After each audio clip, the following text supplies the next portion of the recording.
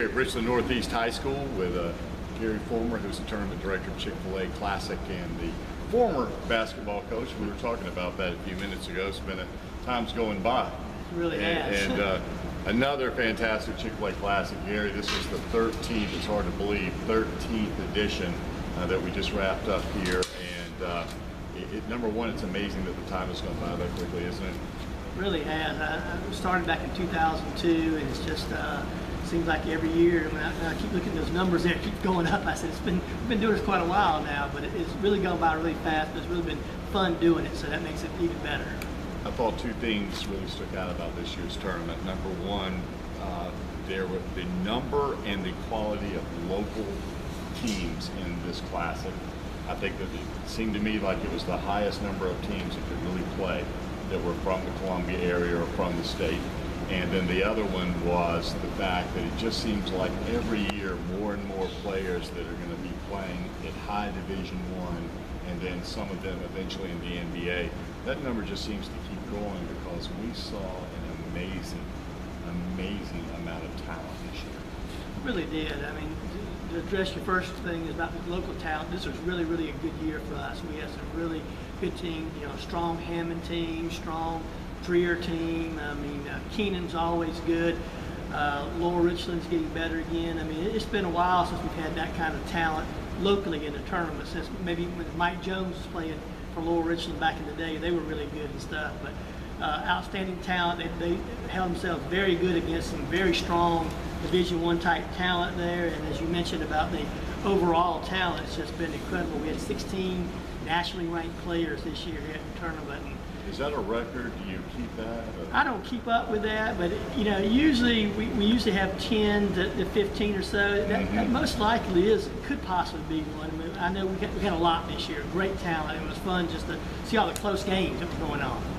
Speaking of close games, the tournament got off to such an incredible start here on the first Friday night. The marquee, the last game, two local teams, Dreer and Hammond, double overtime. 3-point game. Dreer came back from the dead to win that game. And to put the cherry on top of the sundae, Tevin Mack of Dreer scores a tournament record 43 points in the game, double overtime win over Hammond with Seventh Woods, Xavier McDaniel.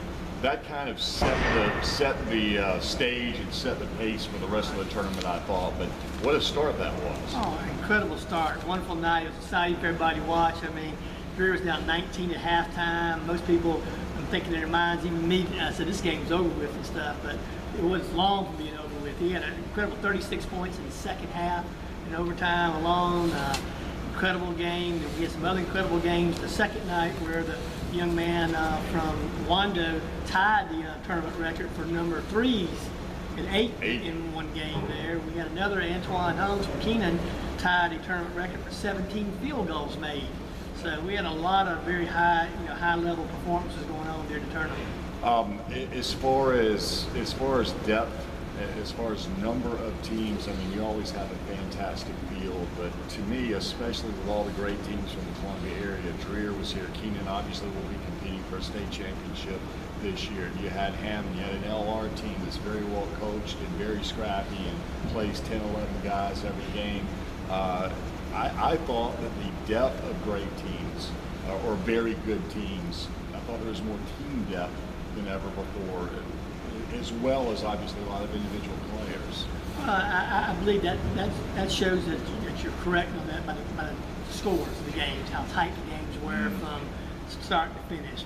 Most of the games were probably settled between 8 points or less there. A lot of times 8-point games or 1-point games where it's just a matter of fouling at the end or a turnover in the last minute. Yeah. So the games, the quality of teams and the overall play was really outstanding this year. Everybody I spoke to said they kept raving about how good the games were actually going down to the wire. I want to ask about this, and I haven't, and I hope it's appropriate to ask this, but the gate, I mean, it seemed like, especially with all the teams locally that were here, compared to some of the past years that I've been here for, it just seemed like we had consistently bigger crowds this year. Am I right about that? Or? Well, yeah, we had about the same as we had in previous years, but we did have a little bit more. It was definitely a little bit more. I don't know all the final numbers yet, but we sold out 2 of the 4 nights, and the third night was near capacity and stuff. So we really had great crowds. You never know how many people turned away when you have to shut down the door and stuff.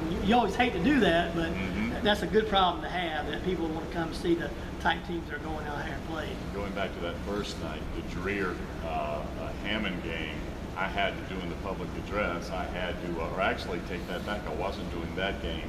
I had my little boy Charlie with me, and I had to take him to the bathroom. And we walked out of the gym into the upstairs concourse, and there was about 60 people that couldn't get in for fire code that were in because they could get here in the auxiliary gym. Right. And right then I said, man, what a night this is. And with the game that was going on inside, I mean, I thought that was one of the special moments of the tournament's history. That really double was. overtime game, the 2 local teams, Tevin Mack being such a big star, Seventh Woods being, everyone in the country knows him, and then having to go to double overtime. The key, like you said, you got 2 really nationally recognized players here locally having the opportunity to play against each other. So that really, gets the local crowd excited about it. I mean, the purists, basketball purists, they're going to want to come see any player that's a nationally ranked player. But the local people want to see those guys that, they're homegrown, so to speak. They're really, really good. And Tevin Mack is really, I said, Seven's been known for a number of years, but Tevin Mack the last 2 years has really shot off the charts, and I think when he goes to VCU that you'll see great things from his ability to score. I think a lot of people are going to know that name within a year or 2 nationally too, who Tevin Mack is, because man, the name of the game is put the ball in the basket, and gosh, he can do that. Like you guys I've seen in a long time in this area. I mean, as far as just scoring, not a lot of guys have scored the ball the way he has in recent memory around here in the Columbia area. Next year, obviously, I know that you begin preparation literally about a week after the tournament ends. It's a year-round endeavor.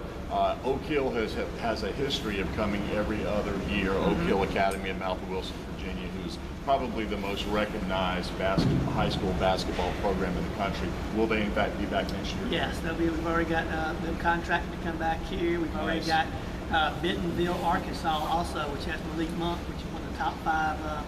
One of the top 5 seniors in the country next year. We've already got 2 of those already contracted, and we're in conversations with many others, of course, there. But we've had Oak Hill contracted since last year.